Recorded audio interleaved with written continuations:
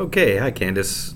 I'm going to go over your post here and just kind of give you some video comments so that you can get an idea of what I'm thinking about as I'm looking at the post. And so in general, it's a great post. You covered everything and you used the book, which is excellent because the textbook really is going to give you the foundation that you need.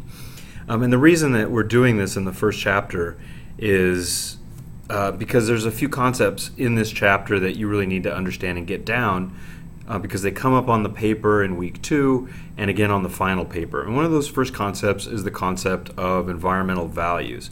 And you have a decent discussion here. You're absolutely right. We have direct values and we have indirect values. And it's pretty easy to tell the difference. Just like you noted there, if there's a market price, then there's a direct value, and then of course if it's something that you can't really put a price on, like a beautiful view, then it's indirect. And I mean, there's even ways to put market prices on indirect values. But in general, we think of these things like what is the value of biodiversity? Well, it's a little hard to put a price on. Like, what is the value of pleasing aesthetic mountain? And a lot of times we also think of values as negative. So when the air is polluted, we're taking away from the aesthetic value of something. In your post, you mentioned a couple of things. You mentioned utilitarian values. That's just from something that's useful, like we can use a thing. And you got it right: wood, mining, minerals, and things like that. And then we also have other sorts of values that a lot of times are important, like intrinsic value, just the value of living things.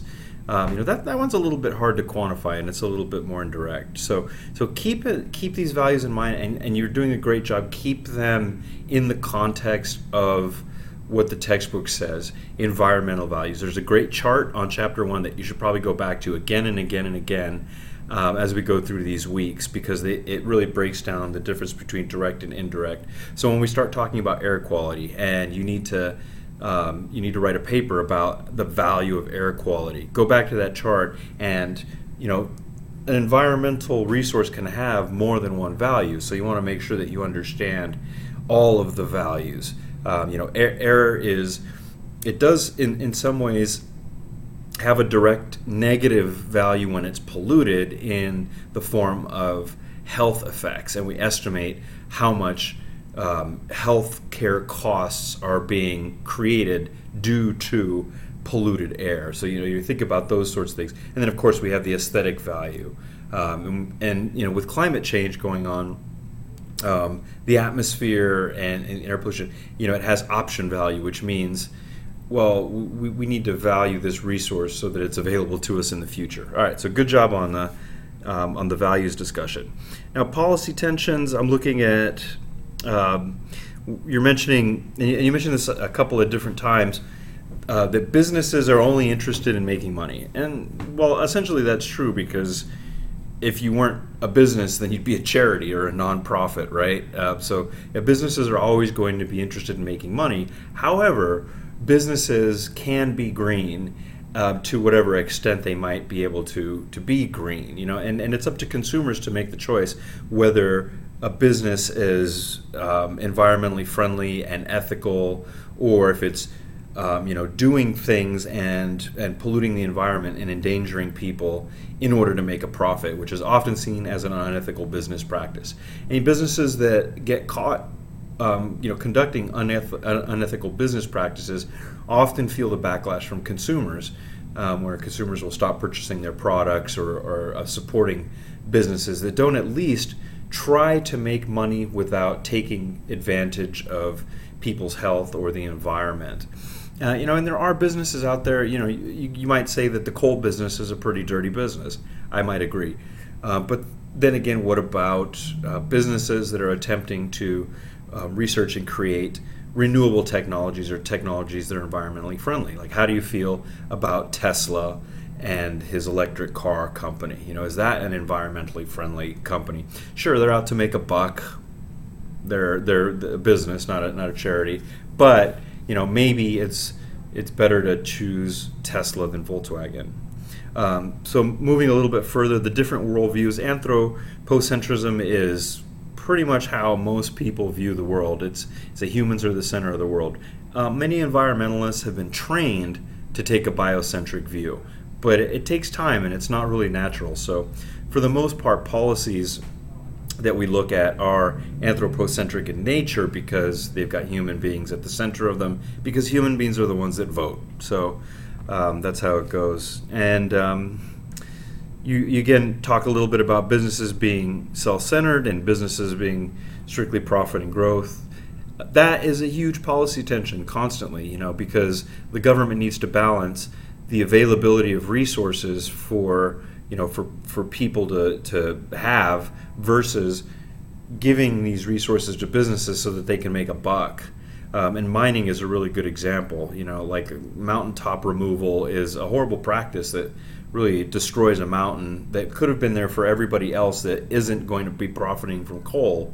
But in some instances, the government allows it because it creates jobs.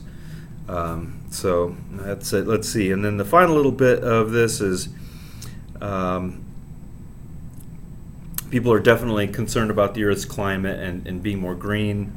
There's ways that we can evaluate how green a business is, and there's good nonprofit organizations out there that take a lot of time to analyze a business and its practices and give it a score based on its environmental footprint.